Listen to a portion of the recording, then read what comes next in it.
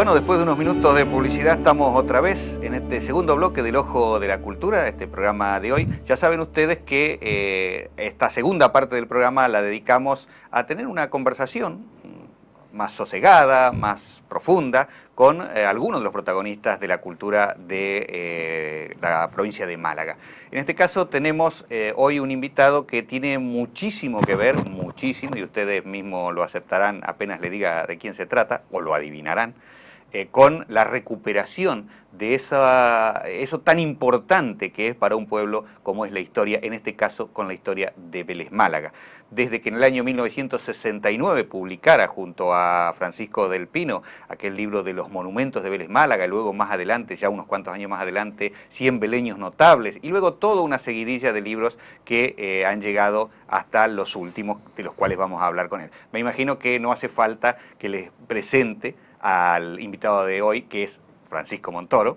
Paco, bienvenido al Ojo de la Cultura, gracias por estar con nosotros. Muy bien, muchas gracias. Bien llegado. Bueno, decíamos que aquel libro de los monumentos de Vélez Málaga, de alguna manera, si quitamos los antecedentes clásicos, digamos, de los libros clásicos o de Agustín Moreno, en fin, se puede decir que recién en ese momento comenzó de alguna forma a moverse la recuperación de la investigación sobre la historia local, ¿no? Sí, la verdad es que en el siglo XX, en Vélez Málaga, sobre historia local hubo un par de publicaciones. Una de José Fernández Ramos, en el año 60, sobre el Cerro de los Remedios, y luego, unos años después, en el 67, creo, una historia de Vélez Málaga, de Arturo Astillero, y no había habido más. La verdad es que no eran buenos tiempos para la lírica. En cualquier caso, lo que sí es verdad es que cuando en el 69 Francisco del Pino y yo publicamos aquel libro, Monumento de Vélez Málaga, sirvió un poco de revulsivo y en cuestión de una década pues se multiplicaron ya las publicaciones y se animó mucho. Es verdad que a la larga resulta inevitable hacer una referencia a aquel libro de Monumento de Vélez Málaga porque fue un símbolo, punto de partida. Un punto de partida.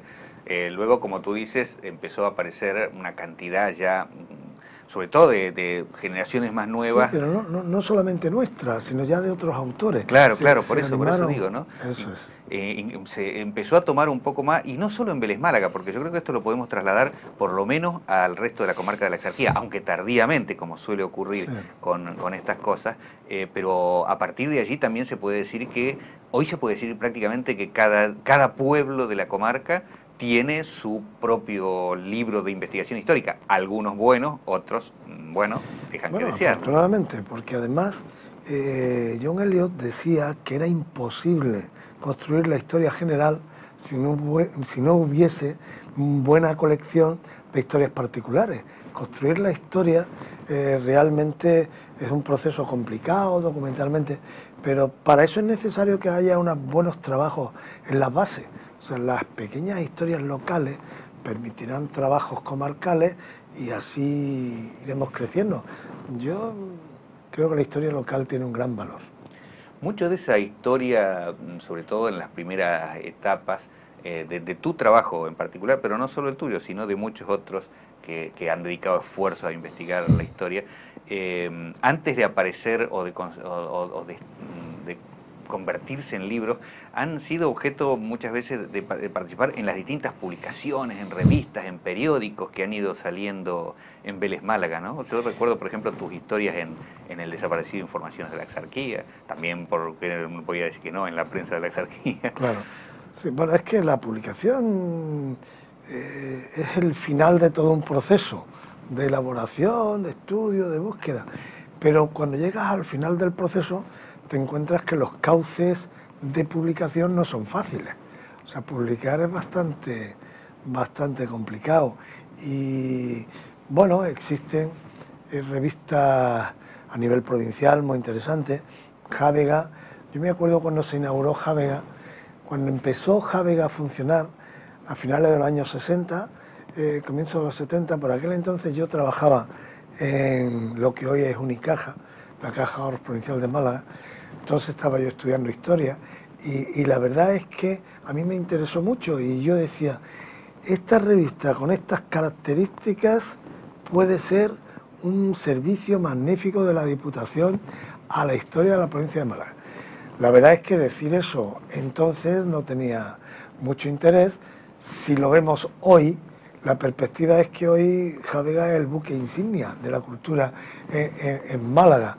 Estamos alrededor del centenar de números y Javega es ejemplo para toda Andalucía de lo que es una revista de cultura. Y entonces es verdad que aquello fue muy interesante. Después han aparecido otras publicaciones en Málaga, como una revista como Isla de Arriarán, que también ha sido un buen campo de publicación para los investigadores malagueños, pero no es fácil, ¿eh? Y no digamos los libros. Los libros, yo ahora que estoy muy metido en el tema de la colección Libros de la Axarquía, la verdad es que hay un tono agridulce. Lo agrio, primero, lo difícil que es tirar hacia adelante, menos mal que poco a poco hay distintas empresas, hay distintas entidades que son sensibles con la cultura y apoyan estas publicaciones. No es fácil, pero lo van haciendo.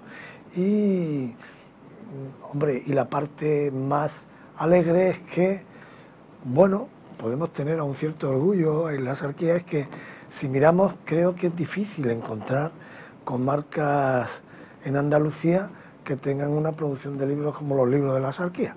Es verdad que hemos creado un cauce para poder dar a conocer nuestra tierra, el pasado, sus características, porque además es algo absolutamente inevitable.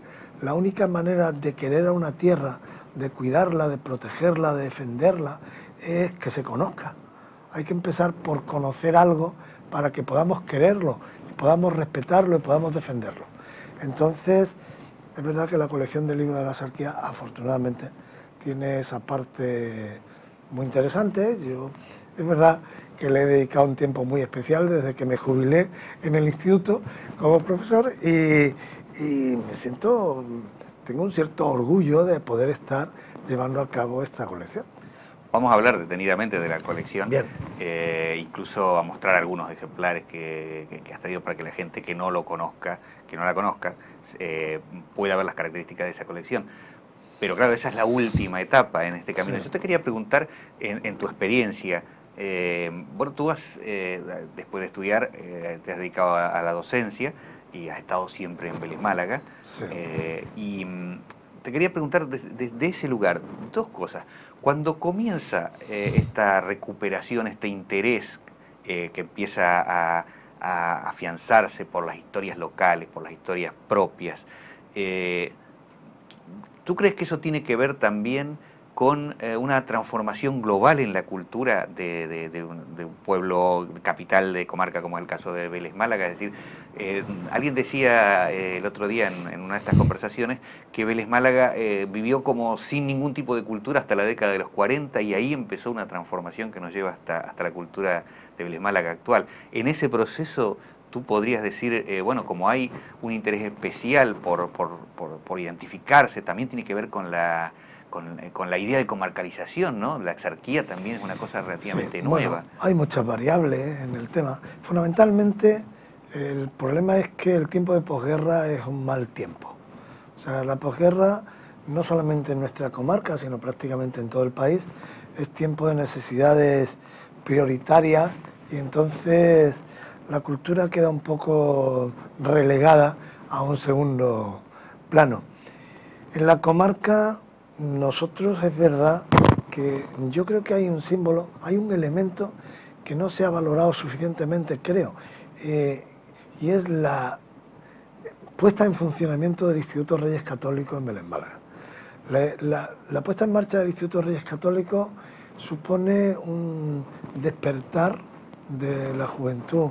Y cuando digo a la juventud no me refiero a la veleña, sino a la comarcal, porque al instituto que hoy se llama Reyes Católicos, que entonces era el Instituto de Enseñanza Media de Vélez, vienen alumnos de distintos puntos de la comarca. Prácticamente casi la inmensa mayoría de universitarios de la comarca en la actualidad fueron alumnos del Reyes Católicos. O sea, esto de que exista hoy esta proliferación de institutos de enseñanza media en Torroj, en Nerja, en Periana, esto era impensable, en Rincón de la Victoria, esto era impensable. O sea, la llegada, de hecho, no solamente los alumnos de Vélez, sino cualquier alumno de la comarca, para poder estudiar bachillerato, estábamos en las academias privadas, como podíamos, íbamos a examinarnos o a Antequera o a Málaga. Es decir, esto era algo... Bueno, pues la llegada del Instituto de Enseñanza Media a Vélez supuso un despertar muy interesante en el mundo cultural. Y ya digo que no solamente para Vélez. Es verdad que Vélez, de algún modo, inevitablemente, como cabecera de la comarca, sirve un poco de ejemplo y va abriendo camino, pero la relación de los muchachos que pasan de la enseñanza media a la universitaria es muy fácil, en el sentido de que han sido amigos y compañeros en el Instituto de Reyes Católicos, y entonces, por decir, Salvador Pérez Bueno y Joaquín Lobato se conocen en el Instituto de Reyes Católicos, por decir algo. Y Santiago Fernández Aragüez y Paco Montoro, y en fin, que el instituto fue un caldo de cultivo importante para cambiar y un punto de salida. A partir de ahí, es verdad, los tiempos fueron mejorando en todos los sentidos, y en la década de los 70, unos años antes de la democracia, es verdad que ya hay un bullir importante con movimientos, con un cierto traspaso de los viejos rockeros a la gente joven que íbamos llegando. Yo me acuerdo perfectamente, para mí, gratitud inmensa e inolvidable para don Jesús Flores, para don Luis Telle, para Martín Galán, aunque Martín Galán llega a Vélez después, pero bueno, a Miguel Vergillos, Antonio Segovia Lobillo, el grupillo de personas que de algún modo fueron manteniendo, encendiendo la cultura, la poesía, la literatura, la historia local, y luego ya pues llegamos un poco la generación siguiente, que nos unimos a ellos, hicimos el relevo con una parte como en las carreras de relevo, hasta que ya nos tocó un poco por madurez tomar el protagonismo. También es verdad que cuando llegamos a este campo, por citar nombres, Joaquín Lobato, Antonio Serralvo, Paco Montoro, cuando llegamos no solamente ya como enlace de la generación anterior, sino eran gente ya que habían pasado por la universidad, que estaban mucho más cercanos a lo que era el mundo cultural,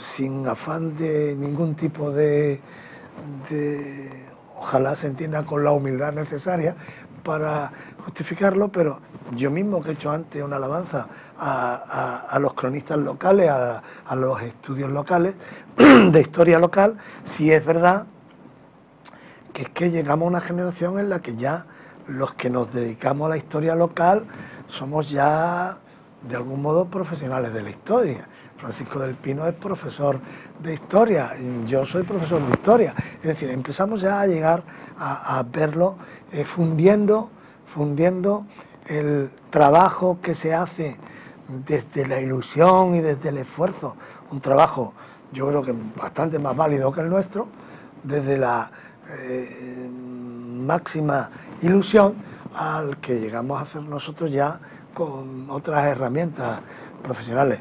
Y bueno, pues la verdad es que hemos aterrizado en una década, la década de los 70 es un momento en el que se efervece y bueno, nos metemos en el siglo XXI ya con un cierto fragor. Hasta el 2005, por ejemplo, no existe la colección de libros de la Sarquía. El primero fue en el 2006. O sea que...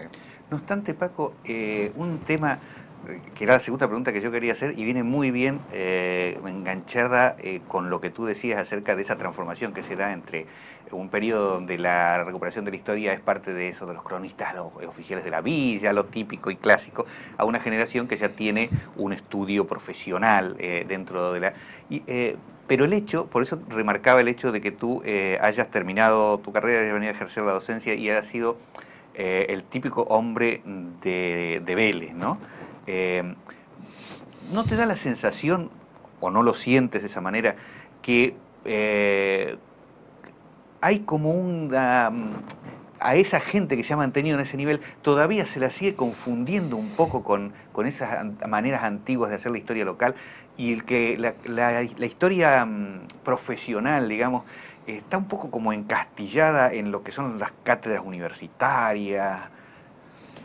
Bueno, de todo hay siempre, y ni son muy buenos los profesionales universitarios, ni son muy malos los no universitarios. Me explico. Existen personas extraordinarias que se han dedicado a esto. Yo he tenido la suerte de encontrar hace unos meses, una historia local que se perdió en 1950, a mediados del siglo, una historia local de Vélez Málaga, hecha por alguien que no era un profesional de la historia, pero que era un hombre muy culto. Era el médico don Luis Telles, que estaba muy interesado en la historia local y, bueno, este hombre escribe un libro de historia sobre Vélez Málaga, lo envía a la Diputación, que le prometen que van a publicarse, el libro no se publica, se pierde, él envía el original y la copia, y yo recuerdo en los años 80, cuando yo hablo con él, ya habían pasado 30 años de aquello, y él me decía, es que no tengo ni copias. Claro, entonces no existían los ordenadores, él escribía a mano, un funcionario municipal, Enrique Caralampio, se la pasó a máquina con papel calco para hacer una segunda copia, para enviarla, envió el original y la copia, es decir, y se extravió, y es verdad que ahora se va a publicar, yo estoy empeñadísimo en que se publique y creo que es una buena muestra de lo que estamos hablando.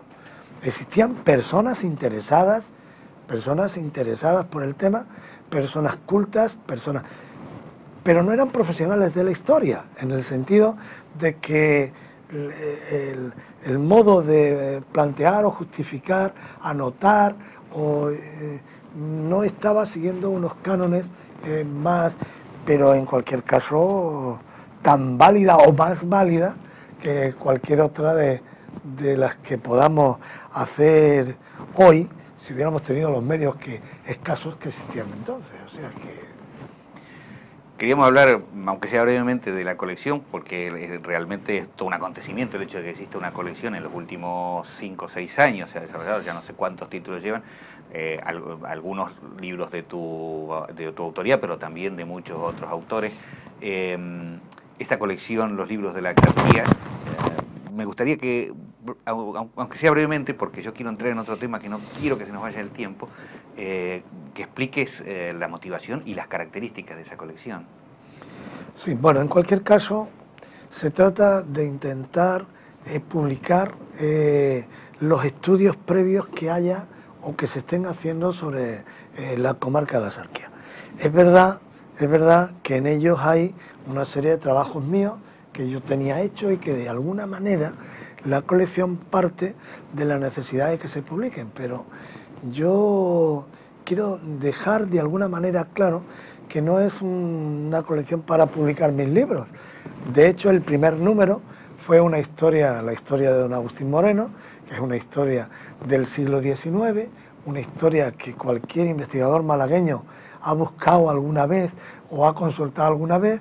La historia de Vélez Málaga, don Agustín Moreno, es un libro de historia local de gran valor, pero que no existían ejemplares, había como mucho media docena de ejemplares en toda la provincia. Entonces, el hacer una edición siglo y medio después, pues ese fue el número 1, y ya fue muy interesante. El número 2 ya fue un libro mío, fue La pequeña historia de Vélez Málaga, es un libro que ha sido muy popular, y así podríamos ir siguiendo, contándote. Pero vamos, que en definitiva la fórmula que se ha seguido es que hay un libro dedicado a Vélez Málaga. Vélez Málaga es bastante más del 50% del conjunto de la comarca, y otro de la comarca, más abierto, y uno mío, por explicarlo, de mis investigaciones, y otros de otros autores. De hecho, existen libros como el de José Manuel Salcedo, sobre la historia del hospital comarcal, o el libro de Caminos de la Axarquía, del autor José Luis Nava, que además es un periodista muy prestigioso, que es natural de la comarca de Periana, que, como muchos televidentes saben, pues, fue director de informativo en Televisión Española, director de Radio Nacional de España en Málaga durante muchos años, y, en fin, una persona que escribe maravillosamente. En fin, que han ido participando distintos autores, y hay libros como dedicados a Vélez Málaga, como La batalla naval de Vélez Málaga, y libros, aunque tiene una trascendencia muy por encima de Vélez Málaga. La batalla naval es la batalla más importante de la guerra de sucesión española, o sea que es un acontecimiento a nivel nacional, y libros más comarcalistas, o con un sentido más comarcalista, como Terremotos en la Axarquía o Los bandoleros de la Axarquía. Es decir, que realmente estamos intentando de algún modo con la colección que se toquen distintos. Me quiero detener en un libro de esa colección, aunque ya se nos termina el tiempo. Tenemos 5 minutos, pero me gustaría que utilices esos 5 minutos para explicar un libro que realmente ha causado y seguirá causando evidente polémica: La batalla de Vélez Málaga, que no es otra que la tan famosa batalla de Málaga, sí, de la guerra de sucesión. ¿Por qué la batalla de Vélez Málaga? Entiendo que esto, hace mucho tiempo, antes incluso de que fuera editado el libro, hecho en colaboración con Antonio Ranea, con Miguel Ranea, que ya esto era una gran polémica que sí, trasciende el nivel local. Yo, un poco al hilo de lo que estábamos hablando antes, en 1984 yo publiqué un libro cuya portada hizo nuestro desaparecido y querido amigo Joaquín Lobato, un libro que se llamaba Torre del Mar, primera aproximación a su historia. Yo en ese libro, en el año 84, dedicaba un capítulo que se llamaba La batalla naval de Vélez Málaga. Yo me acuerdo la polémica que se levantó un poco entonces con el libro. Algunos autores malagueños hasta se enfadaron y decían, bueno, esto es un poco un intento de apropiarse de la batalla naval de Málaga, hombre, la batalla más importante de la guerra de sucesión española. Incluso alguno, pues en un tono un poquillo, decía, es que es una batalla tan importante, que todo el mundo quiere patrimonializarla. O sea, hay un señor en Vélez Málaga, Francisco Montoro, que se ha atrevido a llamarla en un libro Batalla Naval de Vélez Málaga. A mí aquello me picó mucho la pequeña moral, es verdad, porque yo partía de ciertos documentos y ciertos datos. Eso me ha hecho que, bueno, durante 25 años yo he estado trabajando sobre esta batalla. Este libro de la batalla naval de Vélez Málaga creo que no da argumentos convincentes. Me va a perdonar, pero creo que da argumentos tumbantes. Es decir, aquí hay testimonios de los responsables de cada una de las escuadras de ambos bandos que participan en la batalla, contando cómo fue, lo que hicieron y dónde se desarrolló la batalla. Aquí hay periódicos de la época, concretamente hay uno de septiembre de 1704, la batalla fue el 24 de agosto de 1704, hacía apenas un mes, en el que se publican en el Mercurio inglés los informes de media Europa, el informe de la escuadra holandesa, el informe de la escuadra francesa, el informe de la escuadra inglesa, es decir, lo que acababa de ocurrir. Es verdad que cada uno defendía que ellos habían sido los ganadores, que la victoria, hubo una guerra política de datos, en el sentido de que bueno, ellos habían obtenido la victoria, pero nadie dudaba de dónde se había producido la batalla. En general, en todos los bandos se afirma que la batalla se produce a la vista de Vélez Málaga. Es decir, esto es un dato. Las medallas conmemorativas, yo en el libro incluimos varias medallas conmemorativas que se producen en las que se establece claramente Vélez Málaga, incluso algunas en las que pone Victoria de Vélez Málaga. Es decir, esto es, en su momento esto era incuestionable. Los documentos, cuando Comunay publica un libro, que por cierto, porque además es una auténtica novedad, este libro acaba de ser reeditado por una empresa de Estados Unidos, un libro que se llama, es en francés, dice, se llama El Conde de Tolosa y la batalla de Vélez Málaga, documentos inéditos. Es decir, recoge la documentación, las cartas del Conde de Tolosa con el rey de Francia, con el rey Sol, en fin, unos documentos que hasta ahora eran muy poco conocidos. El libro estaba publicado, pero fue una edición de 50 ejemplares numerados. 50 ejemplares, estos se perdieron, desaparecieron. Yo tuve la suerte de encontrar uno en un anticuario y los documentos están incuestionados. Los documentos son cartas originales citando dónde están, cómo están.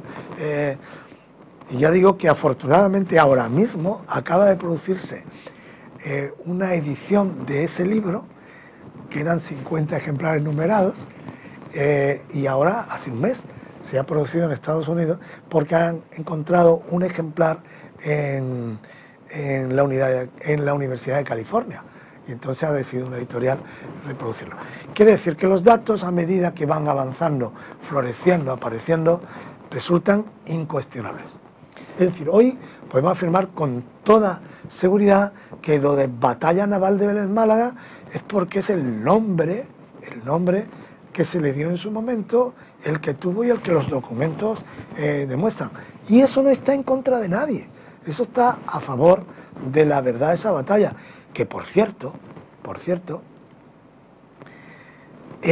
normalmente se nombraban por la ciudad más importante cercana.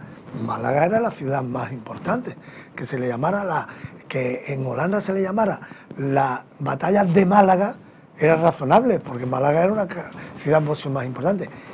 Incluso algún dato que yo apunto en el libro, en las conclusiones, una de las razones de la confusión que creo que vale la pena tener en cuenta, y es que yo tengo grabados de Vélez Málaga fabricados en Holanda, hechos en Holanda, de Pierre Banderat, de 6 años antes de la batalla, 1796 o 97, 1696 97, y le llama a Vélez Málaga le llama la vieja Málaga. Quiere decir que puede que incluso de ahí parta la confusión. En la vieja Málaga se ha producido la batalla, pero en fin, polémicas aparte, lo que sí es verdad es que hoy, gracias a esta colección de libros de la Sarguea, tenemos una información mucho más seria, contrastada, abundante, sobre una batalla que sin duda es la más importante batalla naval que se produce en la historia de la provincia de Málaga en todos los tiempos, y la más importante de la Guerra de Sucesión Española.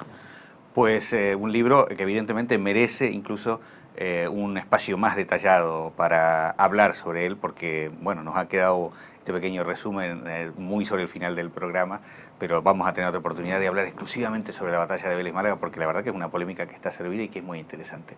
Francisco Montoro, gracias por haber estado en el Ojo de la Cultura, y volveremos a vernos aquí en este plató. Muchísimas gracias a vosotros. Y a ustedes, ya saben, la semana próxima, dentro de exactamente una semana, aquí estamos de nuevo, en el Ojo de la Cultura.